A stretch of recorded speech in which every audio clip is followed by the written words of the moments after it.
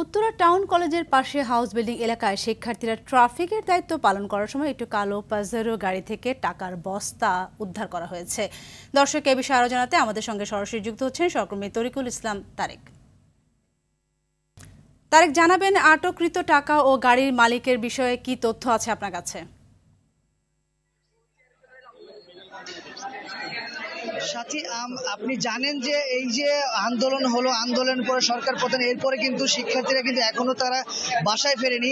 প্রশাসনের দায়িত্ব একরকম কিন্তু তারাই পালন করছে, যে রাস্তায় যে ট্রাফিকের দায়িত্ব তারা কিন্তু খুব সুশৃঙ্খলভাবে কিন্তু ট্রাফিকের দায়িত্ব পালন করতে গিয়ে কিন্তু তারা আজকে যেই কাজটি করেছে, যে উত্তরা হাউস বিল্ডিং এলাকায় আপনাকে যদি আমি একটু দেখাই, একটি পাজেরো গাড়ি থেকে কিন্তু তারা একটি টাকার বস্তা উদ্ধার করেছে। এই যে গাড়ির নাম্বার হচ্ছে ঢাকা মেট্রো 15-1581। এই গাড়িটিতে থেকে কিন্তু একটি টাকার বস্তা উদ্ধার করা হয়েছে এবং এই টাকার বস্তাটি কিন্তু শিক্ষার্থীরা প্রত্যেকটি গাড়িতেই কিন্তু তাদের কাগজপত্র চেক করছে এবং সেই সময় কিন্তু তারা এটি উদ্ধার করতে পেরেছে।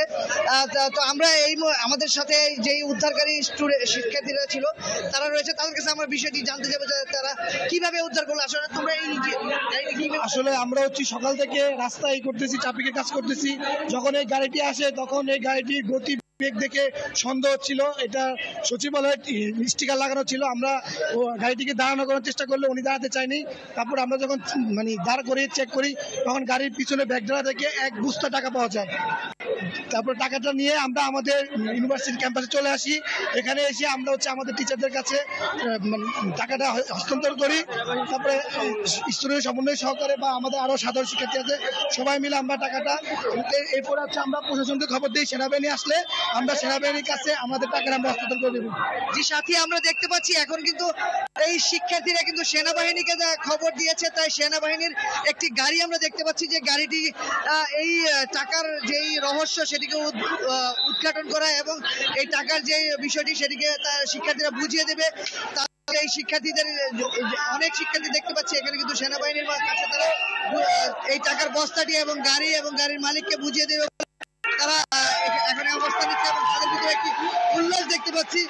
এই টাকার বস্তা আসলে আমি যদি আপনাকে আরেকটু দেখাই, যে এখানে এটি কিন্তু বাংলাদেশ সচিবালয়ের স্টিকার সম্বলিত একটি গাড়ি এবং জাতীয় ক্রীড়া পরিষদ এই গাড়িটি থেকে কিন্তু টাকার বস্তা উদ্ধার করা হয়েছে। এবং আপনাকে যদি আমি আরেকটু দেখাই, যে টাকার বস্তা এই যে একটি ঘরের ভেতরে রাখা হয়েছে, এই টাকার বস্তাটি কিন্তু তারা উদ্ধার করেছে এবং তারা শিক্ষার্থীরা কিন্তু টাকার বস্তাটি উদ্ধার করার সাথে সাথে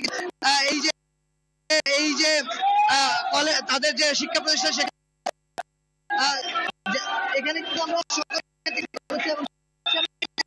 চলে এসছে। তো এই ছিল আমার কাছে রাজনীতি থেকে সর্বশেষ তথ্য। ধন্যবাদ।